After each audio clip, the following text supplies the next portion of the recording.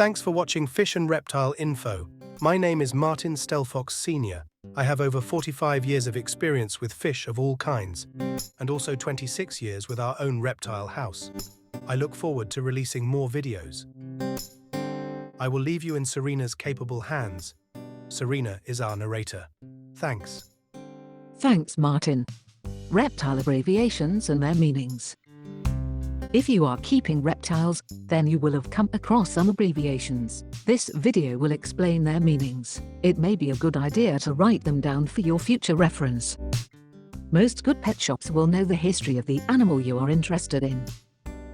It should have a written label with all the details of what type of animal it is. For instance, a bearded dragon. That should include their Latin name, which is Pagona viticeps. This should be followed by the age, the sex, and whether it's captive bred or wild caught. If the shop owner does not know any of these points, then walk away. You could be purchasing nothing but trouble.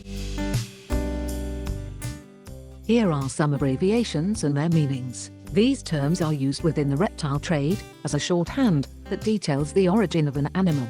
It's a good idea to remember these abbreviations for future reference, as you are bound to come across them. So we start with BP. Refers to a ball python, also known as a royal python.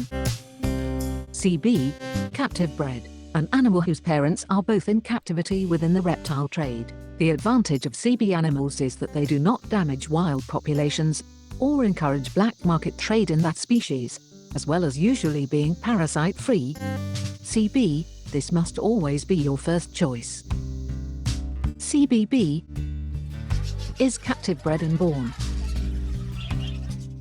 CF, captive farmed, an animal whose parents are wild, but kept in a penned area, so that the offspring can be collected and sold. CF animals are often born on their native continents, so have often traveled long distances to arrive in your local pet shop.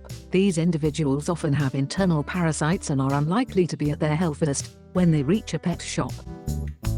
WC, wild caught, an animal whose parents were wild, and the animal itself lived in the wild until it was caught. Again, these animals have often traveled long distances, have internal parasites, and will likely have scars from old injuries sustained whilst it lived in the wild. They are also likely to be stressed when first placed into an enclosure. Some species never take well to captivity and will refuse to eat. They tend to nose rub against the sides of their enclosures, as well as being very aggressive to their keepers, as they perceive them as predators. CH, captive hatched. This is a wild animal that lays an egg. The egg is taken from the wild and hatched in captivity. LTC, long-term captive, a wild-caught animal that has been in captivity for a while. There is no legal definition for how long an animal has to have been in captivity before it counts as a LTC, so make sure to ask the exact date the animal entered captivity. The advantage of a LTC over a WC is that previous owners should have dealt with any internal parasites and initial ill health, though individuals will still be scarred from their wild lives. CH, captive hatched.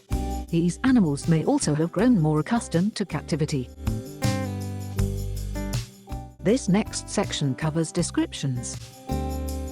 Arboreal is a tree-dwelling animal. Clutch is the term for a group of eggs. Diurnal is an animal that is active during the day.